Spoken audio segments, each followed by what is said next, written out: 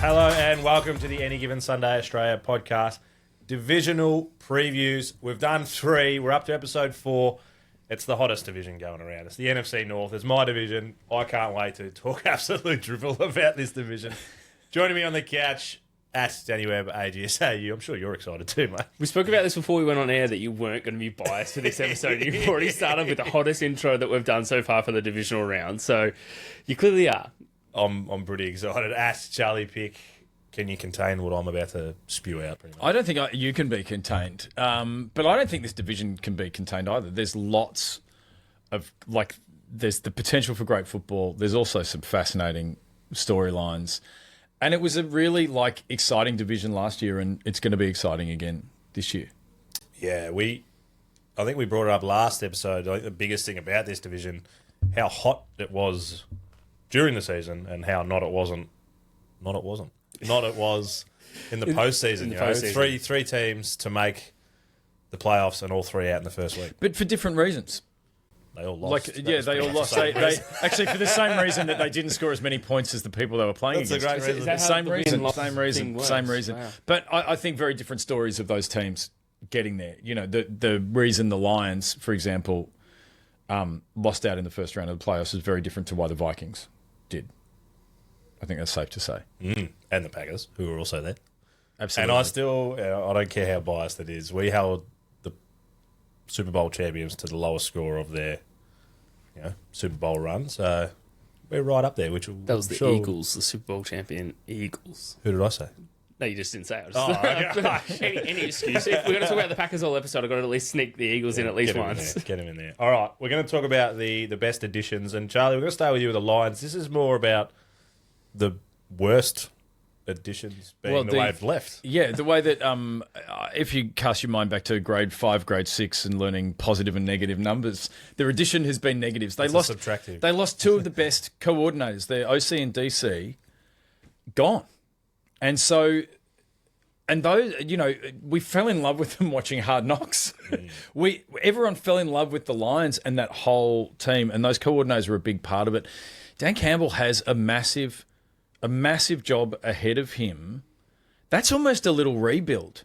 It's a coaching rebuild. How do you maintain the standards that the Lions have set for themselves without great coordinators? So the new OC is John Morton, who last 2 seasons was at the Broncos. Is that a question? Because I'm going to go with yes. No, that's I was lacking confidence when I said that. And obviously, we've seen that Broncos had a really exciting offense last year with Bo Nix, particularly towards the end of the season. There's obviously talent there, but how much of that is Morton? How much of that is Sean Payton as the head coach as well? Sean Payton is something of a not so benevolent dictator. So it remains to be seen. But I think that's the big question mark for me over this whole division, but definitely over the Lions this season is, can their coordinators be as good as the people that they've lost? We kind of saw it with the Eagles when you had that run, you lost yours, and then was it the back end of, not last year, obviously you did pretty well. The year before, you were 10-0 and then lost 6 straight or something? Yeah, it was... And that was completely the OC-DC leaving.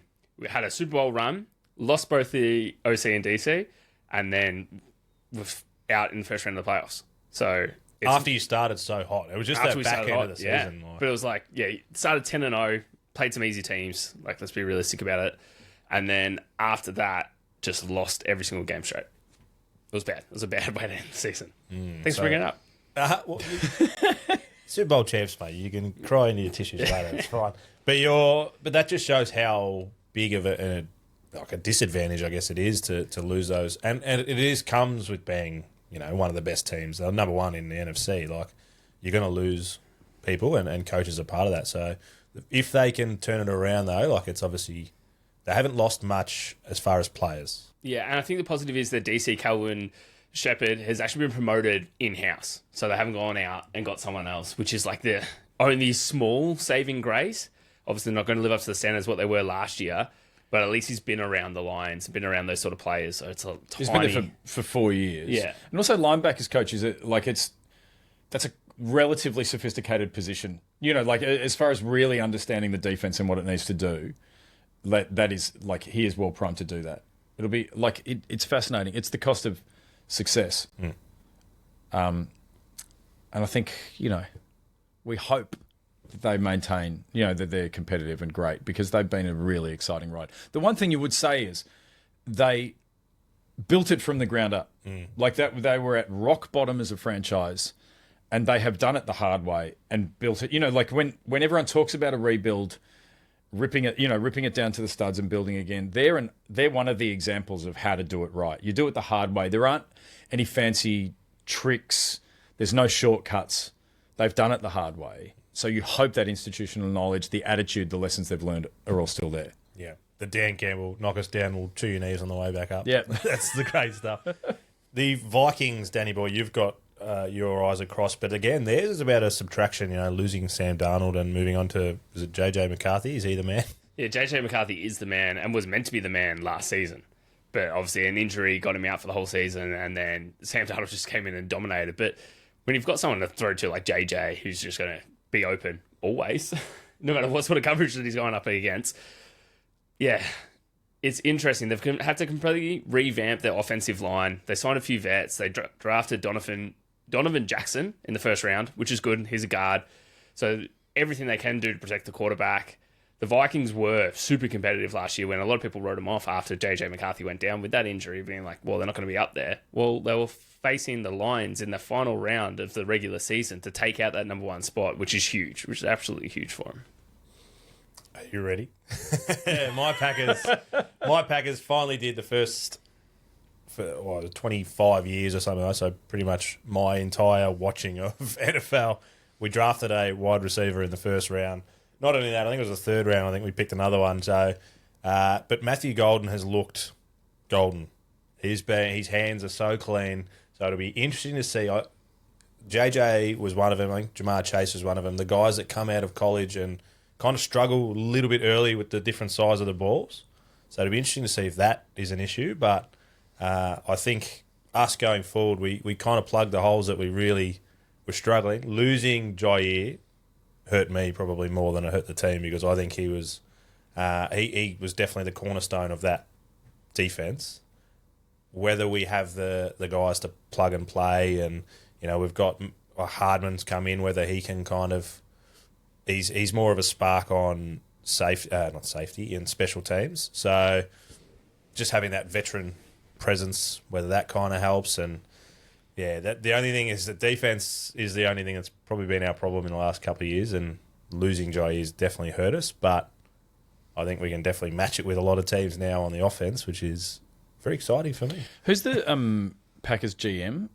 It was Gunter, but I think he has to leave. He has run out of his tenure. Because we own it. That's right. So it's He's a public service public position. owns it. I own Yeah, it. not we as in the only have podcast. so Any given long, Sunday so- doesn't own Yeah. it.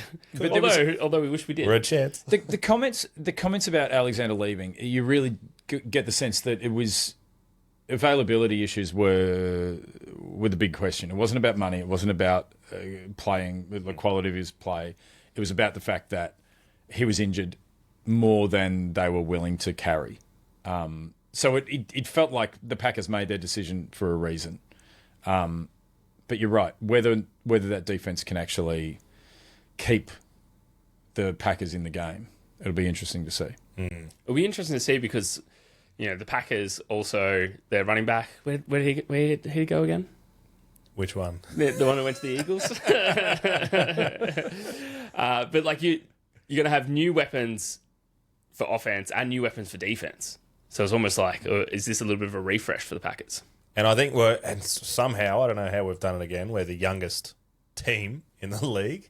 I don't know how it's necessarily a good thing to be the youngest team year after year. We kind of need a bit of growth in there eventually, but I think it's exciting. Love in that, 6-7 years now, like I haven't heard anyone say that we're going to go backwards. Yeah. No. I'm just looking to see if you boys say we go backwards. So we were... But do you feel that... I kind of feel a little bit like there was a tiny bit of backwards last year. Like it felt like compared to how we all felt about we didn't win a playoff game. That's right. So, yeah. But it did not it felt like there was a tougher progression last year than this year.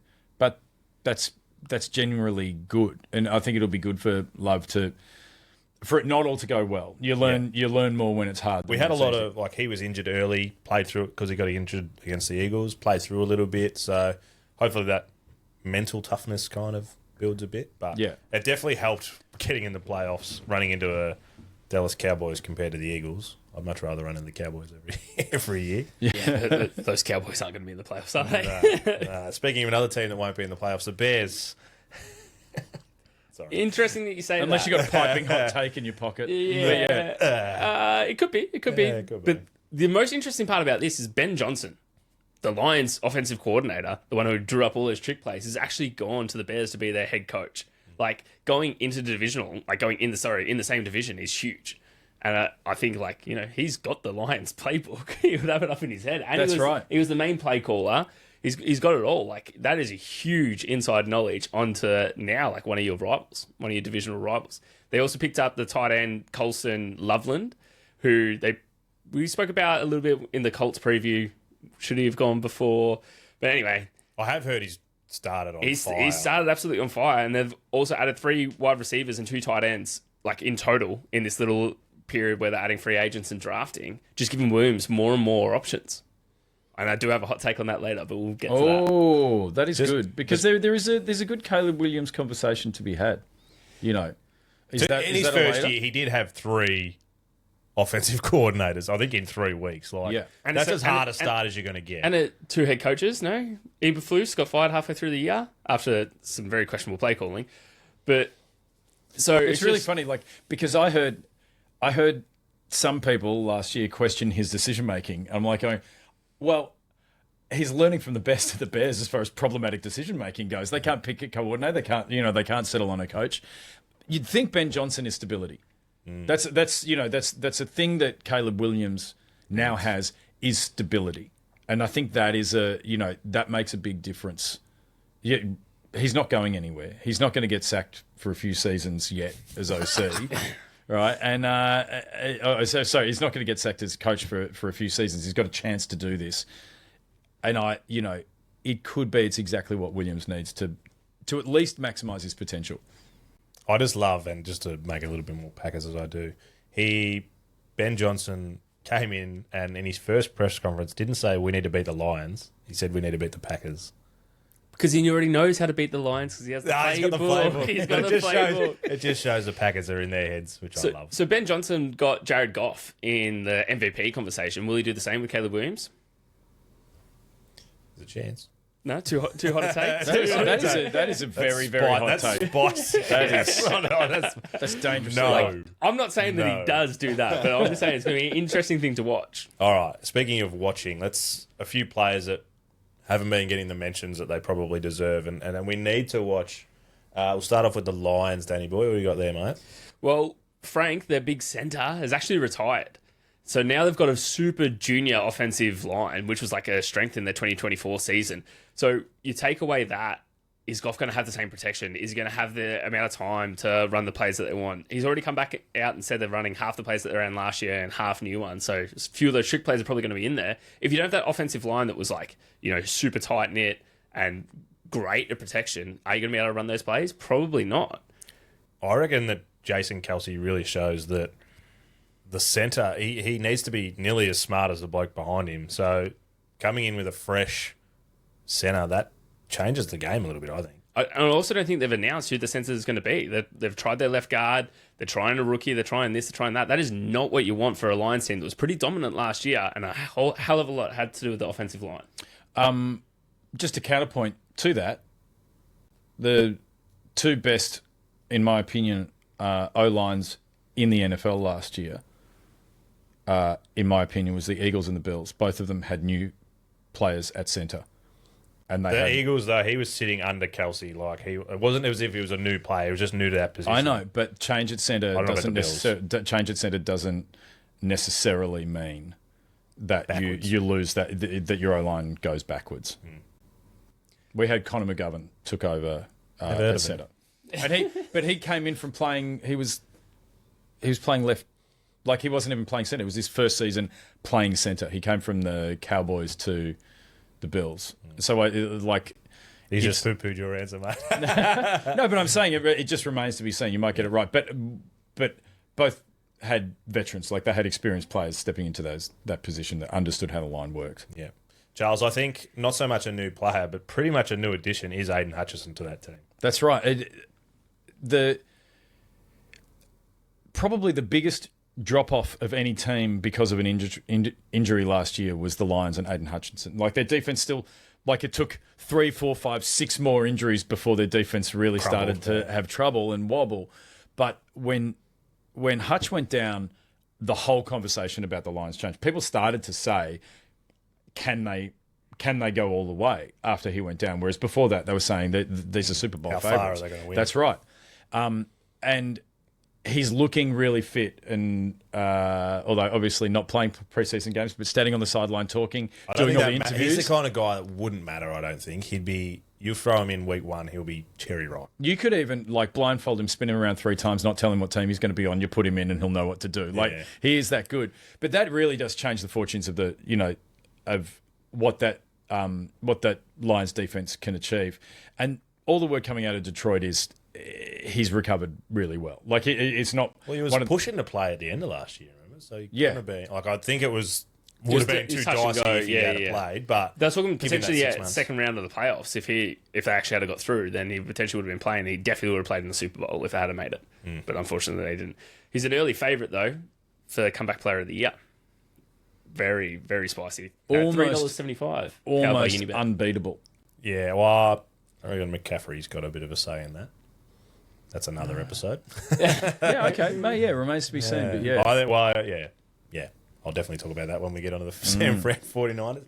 The next two, I'm going to put them together. We've kind of touched on them both already, but Williams and McCarthy, I feel like for each of their teams, those two, yes, they get talked about a lot, but they're the players to watch, because if they can take that, well, McCarthy has to take a step, and if Williams can take the next step, they're really going to be able to push their teams right up there. Yeah, they're both really the pendulum swinging part of this whole division. Like, if McCarthy comes out and is the player that everyone expects him to be, are the Vikings taking out that number 1 spot because they were pushing hard last year when they had a QB that was doing what they were meant to be doing? Or does he drop off and the Vikings at the bottom? Like, it is a huge, massive swing. And that's what goes the same for Caleb Williams. I'm not saying the Bears are going to be number 1, but they'll at least be competitive. Take that next step. That next step, though, really start for sure. pushing for playoffs. But this is, I think we can talk about how these are question marks over the QBs, and that's absolutely true. I think it's question marks over the head coaches as well. Are these coaches that can elevate players genuinely, as we saw with Darnold last year? Perfect mix of head coach and quarterback to really achieve the best possible result. Yeah, so are these the coaches? Was that O'Connell? Yeah, that's right. That's exactly right. And so that's, I think that's the question over the Vikings and also at the Bears. Like, there's a coaching question as much as there is a quarterback question. One question I'll put to both of you about, we spoke about Chase and Higgins and things like that. JJ has Jordan Addison, who's just been done, I think he missed the first 4 games for performance enhancing, I'm pretty sure, off the top of my head. Doesn't make him a worse player. No. Usually enhances. But that first 4 games, that's when McCarthy's getting his feet, and he's lost arguably JJ's biggest number 2. Yeah, like that's gonna have impact. Surely. That's true. I mean, the flip side of that is he will adapt to who's there, and then had this weapon added in week 4, and no one will have tape on what they do. So I think there's ways that there's a huge benefit to him. It's actually probably good for him to learn to work with his other receivers. Then it'll be great to get him back. They'll be pushing harder and harder to get him back quicker and quicker, but he can't. He's banned. So yeah, he's not coming back to week 4. I'll tell you that for free. And the Packers, it's kind of. Would you agree? It's about the inclusions, obviously the wide receiver room, and whether we can take. There's so many questions. Watson's still out. He's knee injury. He'll be out for quite a while. Whether that group coming in and the guys that have been there take that next step to be, what I hope that they can be, I guess. Yeah, I think it goes both for the wide receiver room, but also like the secondary. Like, you got a lot of B plus sort of players. Like you don't have your JJs, you don't have like your household names in those positions. So can they do it by committee, which we've seen other teams do in the past, and that does work for them? And if they all buy in, the benefit that you have is that you are the youngest team. So the Packers are the youngest team going into this, and they will have that like almost college mentality of like, let's all bond together, let's do this, and like let's all share the ball. Like, I don't need to be number one, you don't need to be number one, and all that. But they are super young. They're not proven. So that is, to me, it's the biggest question mark of the division. Pendulum swinging even. No, that was the QBs. Not quite pendulum swinging. Now we get onto our hot takes. I've been banned from hot takes for this week, so it's on YouTube, boys. Charles, Not because you did anything last episode. It's because it's the Packers division, and we think it's not banned. It's biased. It's benched because it's going to be biased. just rested. Yeah, how Rested many for yards this week. can Love throw? All of them. How many touchdowns? All of them. Super Bowl champs? No. Yeah, Charles, what's your hot take for this division? Look, my hot take for this division is that the Lions won't win the division. And 12 months ago, that would have been Laughed at. laughed out of the studio. But I think the change of both coordinators is going to be harder for that team to overcome than they think. And you add to that, as we mentioned, like one of your coordinators is head coach that you have to play twice in the division. Like division games are gnarly as it is. That is just such a wrinkle, So I think it's going to be hard for the Lions this season. So hot take, they don't take the NFC North. Under pressure, who does? That is under pressure. I think It's a tough division to pick. it is very Well, tough to pick. But so I many would pick the unknowns. Packers. I would pick the Packers over the Vikings in that division. I like hearing that. But you're right, though. If JJ comes out and is the man, the Vikings have to be favourites. Yeah, they they gotta got to be be. the man. Like he's really way got to be the man. Yeah, like, he's got some weapons. He though, needs, that's he the needs to thing. come out and almost have like that Brock Purdy season. When Brock Purdy first came out. CJ First, Stroud season. CJ Stroud's first, or like Brock Purdy when everyone else got injured and he stepped up and like he had a pretty stacked team. So then, therefore, went on and made it to the Super Bowl. We're not saying that. But... Danny boy, hot take. My hot take actually is going to be directed almost at you, but because the Bears have added so many weapons, they've got a new head coach, which was an offensive coordinator. I honestly think Williams could potentially throw for 4,000 yards in this season. Now, why is 4,000 yards such a pertinent number? Because it will be the first time in club history that anyone's ever done it. Ever. First time in Ever. club history for the Bears. And because you're so against the Bears, They're and the because they're... second oldest team and they've never had a 4,000 yards. So I'm saying I'm willing to put my budgies on the line for this. So I'll do a full episode. I'll probably have to stand up because I don't want my stomach to hang over the budgies. I'll do a full episode in our budgies, in our Any Given Sunday budgies, if he doesn't do this. But if he does do this, you have to do a full episode in his jersey. Oh, do you have his jersey? I'll get one. All right. The Super Bowl episode? I think that sounds great. Yeah, that seems fair. This is why. This is why I don't gamble. Well, this is very similar to a burger bet. It's our Yeah, budget that's bet. true. Yeah. That's true. I'll do budgies as well as a jersey. Yeah, perfect. That's a great look. We're on. We're on. Oh, and he's taking out the camera. Nice. All right. Yeah. Fourth out. But let's wrap your head around that for a second. That's a lot of yards. It is a lot of yards. And I reckon there was a few last year, like nearly 10, I reckon, through for 4,000. So it's achievable. Not it's a in, big- it's not a in big- for the Bears. Big bounce back season for Caleb Williams. Yeah. It's been a roller coaster ride for him anyway, but roller coasters to make them fun, they always got to go up. Yeah. One thing I will say that we haven't about departures, Keenan Allen has gone. So he's left the Bears. He's gone back to the Chargers, which is huge. Again, for another episode. But there's a weapon that he's lost.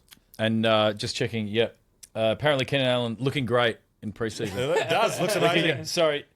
That was the same as last year's article, and the same as the year before as well. Keenan Allen looking great in preseason out of the Chargers. All right, sorry. I'm just trying to get who we're playing because we're going to go into the unders over. So NFC East, AFC North. Danny boy. Some challenging divisions there. Very challenging divisions. So we're starting with the Bears. Their over-under is actually sitting at 8.5, and it's paying $2.10 for the over. Are you saying they're the lowest and they're at 8.5. They're the lowest at 8.5. Like we said, it was a dominant division last season, and I honestly don't think it's going to be as dominant this year because there's too many question marks. The question marks being that the Lions have lost both coordinators, that the Vikings and Bears QBs aren't yet proven, and then the Packers are the youngest team.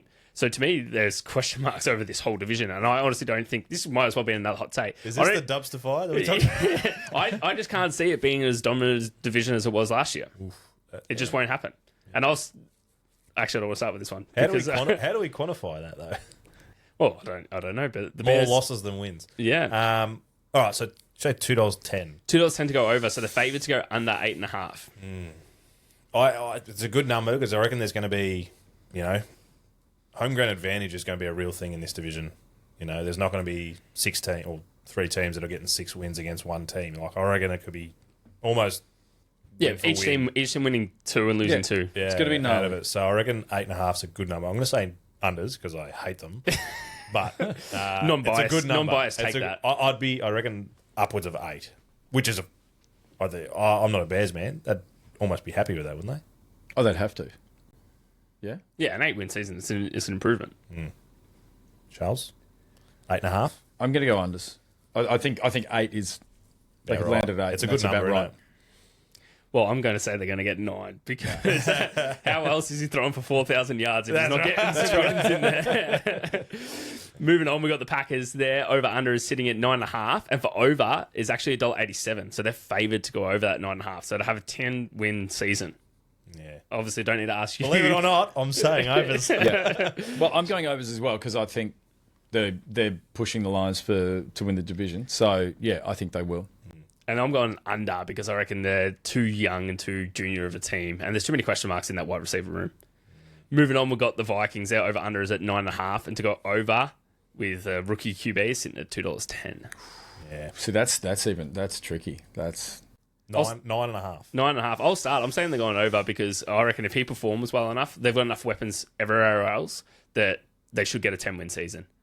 You know what? They're going to take out the division. So, yeah, I'm going overs. There's another hot take. I'm just full of it this episode. Yeah, look, no, I'm going to go overs, but sort of it's intangible, it's gut. They know how to win. Like they've actually got a culture where they know how to win games, and they've done that. They've won weird, scrappy games, close games, hard games. They know how to win, and I think they'll get over. I'm going to say unders, and it's going to go back to your kind of point with the whoever it was, Falcons. 1-4 is a long way to come back for. 0-4 is a long way to come back. So I reckon Addison being out puts a lot more pressure on JJ, and first 4 games for a rookie is a long way to come back. So that's my unders. That's fair. It's not as biased as the Bears. I hate them. It was nice. It was nice for you to not have a biased take this episode, but few and far between. Moving on to the Lions, their over under is sitting at 10.5 at $2.05 to go over. It's pretty juicy. I'm going under. Ooh, I think there is far too many, like with the OC, DC departure, their offensive line, I just don't think they're going to be the Lions that they were last year. And I was the biggest Lions fan last season. I loved them. I want to see Detroit do well. I just can't see it happening this year. I think you said they're kind of everyone's darling, aren't they? They Unless are you're in the division. That's right, but no, they're everyone's second team. Everyone wanted them to succeed. Aiden Hutchinson, I think, is the NFL's biggest darling across the board. Like, he's the most loved. He's like everyone's, like, baby boy, beautiful baby boy. Yeah. Blonde hair, blue eyes. Yeah, but this is the toughest one to pick, I reckon. 10.5's a lot of games. Yeah, I think under. But they were going the 1 seed last year. Yeah. No, under. Yeah. I'm going to say overs because I reckon they're about that 10 or 11 mark. So they've still got some bloody weapons. They're going to be back on defense. They had all of their defense out, so their defense has to be better. I do agree that I reckon they've lost a couple of games being no OC DC, but they'll figure their stuff out. Yeah. So what were they? 14 wins team last season. I think 15 in the end. 15. Yeah. So me saying they're going under, they've got to lose 5 more games than they lost last year.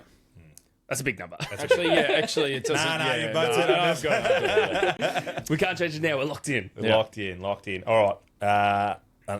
We're only getting juicier from here. So that's the South and the North done.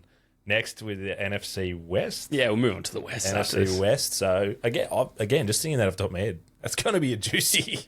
Yeah, and a lot of unanswered questions. Some big San Fran is the biggest. Coach changes, quarterback changes.